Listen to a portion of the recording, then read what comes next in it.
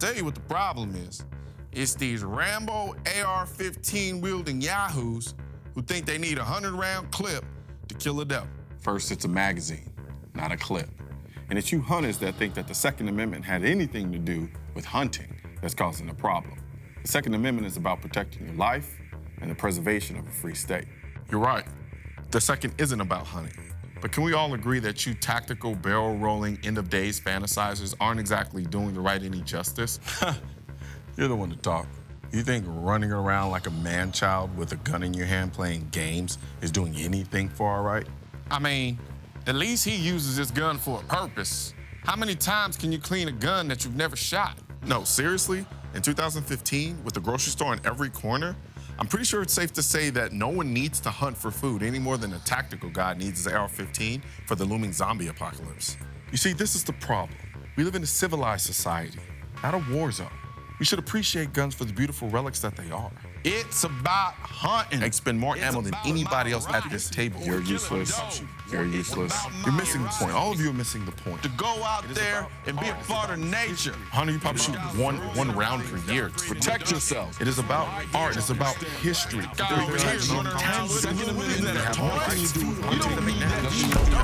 Do you all hear yourselves?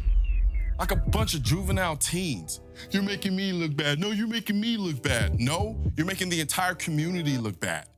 Do you really think they don't know that your bolt-action gun and my SCAR Heavy shoot the same round? Sorry to burst your I'm special because my guns have wood on it bubble, but you're essentially the proverbial one black friend for anti-gunners. As soon as they get their hands on the plastic stuff, they'll be after your wooden guns next. And you, Mr. Tactical Killjoy, could you calm down and relax a bit? Everyone here understands the importance of training and self-defense, but sometimes people just want to shoot for the sake of having fun. However, turning everything into fun and games is hardly the answer, because you two need these two to survive. Anti-gunners may feel less threatened by a gun collector and a gamer. However, once there's another mass tragedy and you don't pass their "why do you need this" smell test, they'll be after your guns too. When it's all said and done, we're all part of a community that shares the same interest. We all may engage in that interest differently, but one thing must remain consistent. An encroachment on the rights of one of us is an encroachment on all of us.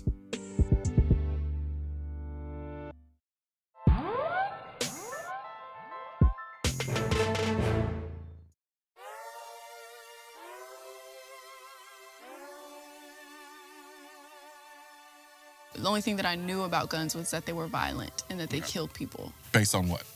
Based on what I saw on TV, pretty much, that's really all I had to go on. What we have done is we have allowed what was supposed to be responsible gun ownership, and it's been hijacked by the thug gangbanging perspective. Right. Right? And so how do you think we got there? I don't think gun owners really have a platform. Mass media doesn't allow gun owners to actually speak up and give their take. So for a person who doesn't seek that knowledge or seek that information, they're not gonna get that relying on mass media at all, period. As the season comes to a close and I look back at the people I've met and the conversations we've had, I'm encouraged. Too often gun owners just talk amongst themselves. Together in our circles, we shake our heads in frustration and watch as our rights are stripped away. Meanwhile, the people who need to hear what we have to say remain on the other side, watching the news and growing more ignorant because of it. It's time to change the narrative and start to write a different story. And that is exactly what we're doing. People do not care if they don't have a stake. I'd like to educate as many people as I can. I've literally trained thousands of people over the course of my shooting career, and my most recent success was actually getting an anti-gun guy to own 2 firearms and join the NRA. One more on our side, one less on their side. It actually doubles up our power, every single person. You don't have to fit a bill. You don't have to be a white conservative American to understand the importance of the Second Amendment. I think that's when you can shift the perspective, shift the mindset that this country has of gun ownership, because not every person who's going to have an interest in guns is violent. Self-defense is one thing, but I actually like shooting. Yeah. The athleticism of shooting is what I enjoy. So I think if people can realize there's an identity for every individual gun owner. For somebody who's listening to this, they're like, well, why don't you just move? Yeah, I get that 99.9% of the time, everybody's like, well, that's why you shouldn't live in California. And in my opinion, that's a defeatist attitude. And if everyone were to have that attitude and a new gun regulation were imposed federally and it be... We'd all be in Africa. Yeah, everybody would be like, well, why don't you go to a country that allows that? No, this is my fight. I do this because I enjoy it. And though I do have all these frustrations, the reason why I fight is because I believe in the right. A lot of gun advocates tend to focus on the gun. You're not gonna take my gun. We gotta put the people back in it. That's one thing our opposition does a real good job of, is they put the human aspect into it. You know, they never see the 3-gun competition we just had for charity, raised $12,000 for this kid's cancer treatment. We the people. That's what we need to get back to. Showing the world that we, the people of the gun community, are no different than anyone else. We are law-abiding, responsible citizens who choose to own a tool for sport, recreation, and protection. And we will not back down, because our freedom and our very lives are at stake. I can definitely see your impact on the community. I think that's the approach the gun community has to take. Not necessarily asserting themselves where they don't belong, but creating their own lane. Like, that's what's really gonna break the mold. You're not gonna see a discussion like this on cable television. You won't. Yeah. What it takes is a lot of us kind of stepping out and kind of being more vocal. I mean, if you disagree, you can tell me why. But I believe in the Second Amendment, because the only thing I have to protect is my life. If I can't do that adequately, then I'm not a free person. I'm just not.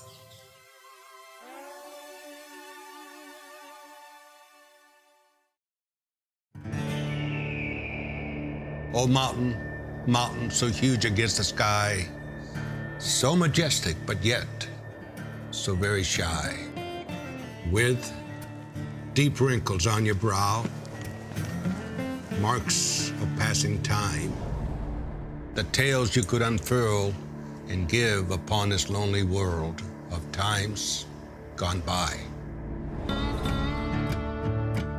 Majestic, immortal mountain, how I envy thee. For I am man, and I must die, while you, immortal mountain, live to see the time go by. That's what life is all about. We're here for an instant. Leave your legacy. Leave your mark. Don't be afraid to grasp an opportunity. Fail sometimes. You may cry a little. It might be difficult. Come here. You might be labeled a failure. Get up. Try again. Succeed. This is America. You have the right to try again.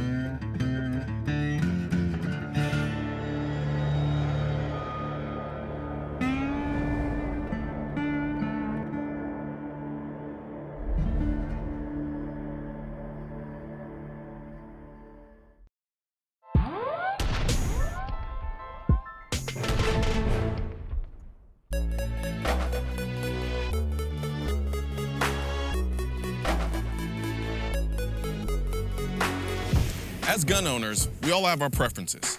Some of us are shotgun guys. Some of us love the AR. Some of us love the pistol. Some of us love the AK-47.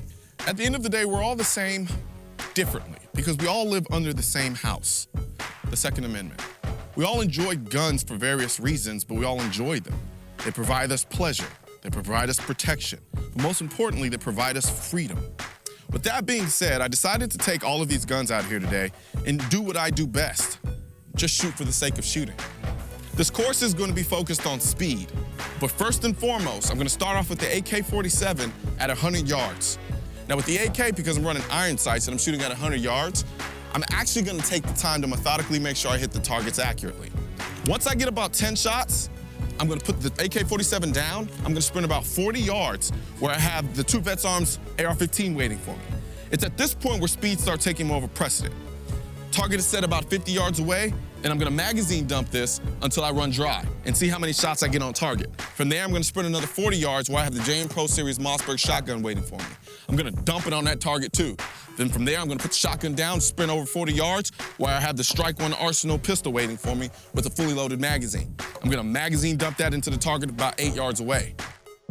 There's no rhyme or reason behind why I'm doing any of this. I literally just wanna run fast and shoot fast and do it loudly.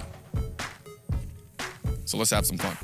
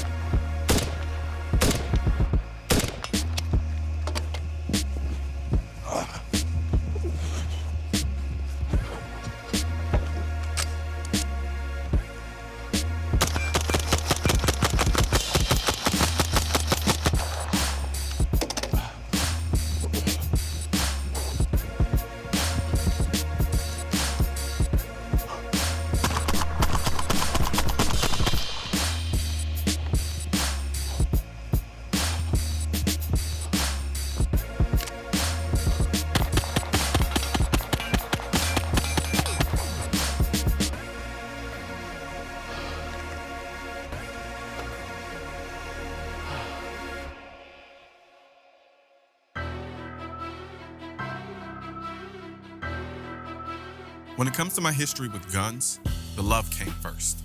Everything else was just a natural byproduct.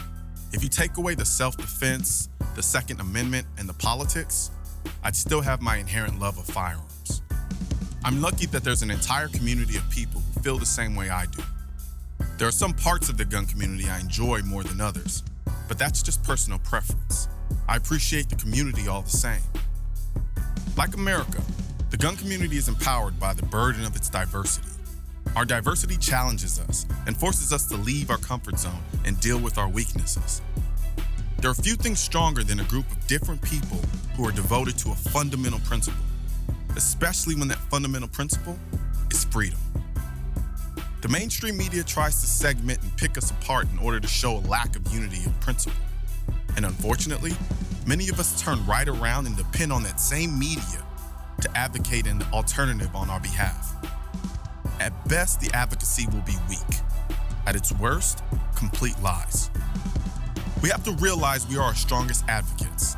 It's the reason why they keep trying to tell us what to think. It's the whole, even responsible gun owners believe this rhetoric. They know the power we wield more than we do. It's not about winning debates and scoring points. It's about educating on the issue.